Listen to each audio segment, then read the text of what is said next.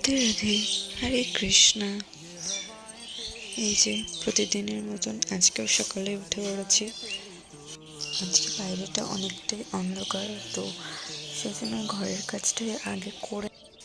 বাইরেটা অন্ধকার থাকলে একটু ভয় লাগে, তো সেজন্য ঘরের কাজগুলো আগে গুছিয়ে নিই।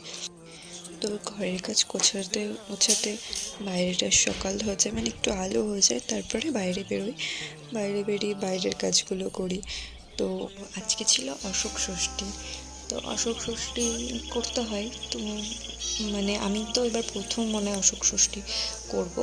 আগের বার করেছিলাম কিনা আমার ঠিক মনে নেই, তার কারণ আমাদের বাড়িতে আছে যে অশোক ষষ্ঠী না, যে কোনো ষষ্ঠী, মানে বাচ্চা হয়ে যাওয়ার পরে যে কোনো ষষ্ঠী করতে হবে সব কিছুই। তো সেজন্য সকালের কাজগুলো সেরে নিয়ে তারপরে রান্নাবান্নাও করতে হবে। তো আজকে তো রুটি খেতে হয়, রুটি বা লুচি, আটার জিনিস সেটাই খেতে হয়। তো রুটি, লুচি, ছোলার ডাল, একটু সিমাই আর মিষ্টি ঘরে ছিল। আর রাত্রেবেলা একটুখানি করেছিলাম আজকে আলুর তরকারি। তো আজকের মেনু এটাই ছিল আমাদের, তো সেটাই করেছিলাম। আমার এই দৈনন্দিন জীবনের এই টুকিটাকি জিনিস তোমাদের সাথে শেয়ার করি। তোমাদের যদি ভালো লাগে একটু লাইক করো, কমেন্ট করো, ব্যাস, আর কিছুই চাই না।